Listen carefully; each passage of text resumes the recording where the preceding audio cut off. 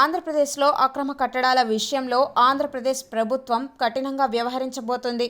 రాష్ట్ర వ్యాప్తంగా ఉన్న అన్ని అక్రమ కట్టడాలను, భవనాలను కూల్చివేయాలని సీఎం చంద్రబాబు నాయుడు జిల్లా కలెక్టర్లకు స్పష్టమైన ఆదేశాలు ఇచ్చారు. రాష్ట్ర వ్యాప్తంగా ఉండే అన్ని మేజర్ సిటీలలో, స్థానిక సంస్థలలో అక్రమ కట్టడాలు భారీగా ఉన్నట్టు ప్రభుత్వానికి నివేదిక అందింది. దాంట్లో భాగంగానే కూల్చివేయాలి అని సీఎం కలెక్టర్లకు ఆదేశాలిచ్చారు.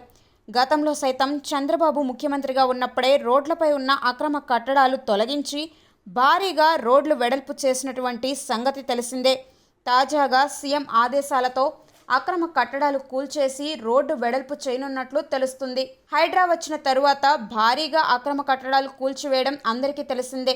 మన ఆంధ్రప్రదేశ్ విషయానికి వస్తే గత సంవత్సరం బుడమేరు, విజయవాడ పరిసర ప్రాంతాలను పూర్తిగా ముంచేసిన పరిస్థితి తెలిసిందే. 50 ఏళ్ల తర్వాత బుడమేరు పొంగడానికి కూడా అక్రమ కట్టడాలే కారణమని తెలుస్తుంది. ప్రభుత్వం చేపట్టబోయే అక్రమ కట్టడాల కూల్చివేత ప్రజలకు ఎంతో మేలు చేస్తుందని ప్రభుత్వం భావిస్తుంది.